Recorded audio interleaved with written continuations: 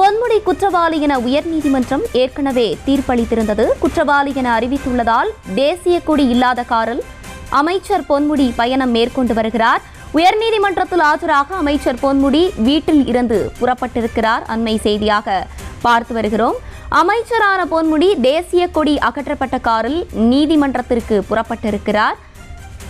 தேசிய கொடி அகற்றப்பட்ட காரில் நீதிமன்றத்திற்கு புறப்பட்டு வருகிறார். சொத்து குவிப்பு வழக்கில் பொன்முடி குற்றவாளி என உயர்நீதிமன்றம் ஏற்கனவே தீர்ப்பளித்திருந்தது.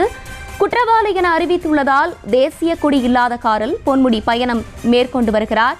மேலும் விவரங்களோடு செய்தியாளர் மகேஷ் வழங்கிட கேட்கலாம். மகேஷ், விவரங்கள். நிச்சயமாகவே குற்றவாளி என தீர்ப்பு அளிக்கப்பட்டிருக்கக்கூடிய சூழ்நிலையில அமைச்சர் பொன்முடி அவர்கள் தன்னுடைய காரில் இருந்து தேசிய கொடியை அகற்றிவிட்டு வேறொரு காரில் வருவது என்பது ஒரு நீதிமன்றத்தினுடைய முதல் நடைமுறையாக பார்க்க முடியுது. பொதுவாகவே நீதிமன்றத்திற்கு அவருடைய தீர்ப்பின் வாயிலாக குற்றவாளி என தெரிவித்ததை அடுத்து தண்டனை விவரம் அளிக்கப்படும் என பொதுவாகவே நீதிமன்றம் தெரிவித்திருக்கக்கூடிய சூழ்நிலை பொன்முடி அவர்கள் தாமாக முன்வந்து முதற்கட்டமாக நீதிமன்ற உத்தரவுக்கு மதிப்பளிக்கக்கூடிய வகையில இந்த ஒரு விஷயத்தை எடுத்துதான் பார்க்க முடியுது.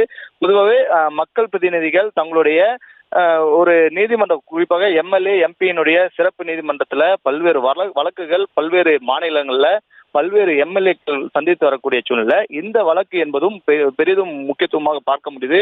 ஆளுங்கட்சியில் இருக்கக்கூடிய ஒரு முக்கிய இலாக்காவினுடைய அமைச்சராக இருக்கக்கூடிய பொன்முடியுடைய தீர்ப்பும் அதே போல தண்டனை விவரமும் உற்று நோக்கப்பட்டு வருதான் தமிழக அரசியலை பார்க்க முடியுது. பொதுவாகவே 2 ஆண்டுகளுக்கு மேல ஒருவருக்கு நீதிமன்றம் தண்டனை விதித்தால் அவர் நாடாளுமன்றமோ அதே போல சட்டமன்ற உள்ளிட்ட தேர்தல்கள்ல அவர் ஈடுபட முடியாது. அவருடைய பதவியும் பறிக்கப்படக்கூடிய ஒரு அதிகாரம் தான் நீதிமன்றத்திலும் அதே போல இந்திய அரசியலமைப்பு சட்டத்திலும் இடம்பெற்றிருக்கிறத பார்க்க முடியுது. குறிப்பா இந்த 10:30 மணிக்கு நீதி அரசுகள் என்ன தீர்ப்பு வழங்க உள்ளார்கள் அது குறித்து தான் அவருடைய அடுத்த கட்ட நகர்வாக பொன்முடி அவருடைய விஷயங்கள் பார்க்க முடிகிறது. நீதிமன்றத்தின் உள்ளே பரபரப்பாக நீதிமன்ற வளாகம் காணப்பட்டு வருகிறது. சுமார் 500க்கும் மேற்பட்ட வழக்கறிஞர்களும் திமுகவை சேர்ந்த வழக்கறிஞர்கள் அணியினரும் இந்த நீதிமன்ற வளாகத்திற்கு உள்ளே பல்வேறு விஷயங்கள் தொடர்பாக ஏற்கனவே பேசி வரக்கூடிய சூழ்நிலை தான் பார்க்க முடியுது. அமைச்சருடைய வருகைக்காக 4 நுழைவாயிலும் போலீஸ் பாதுகாப்பு போடப்பட்டுள்ளது.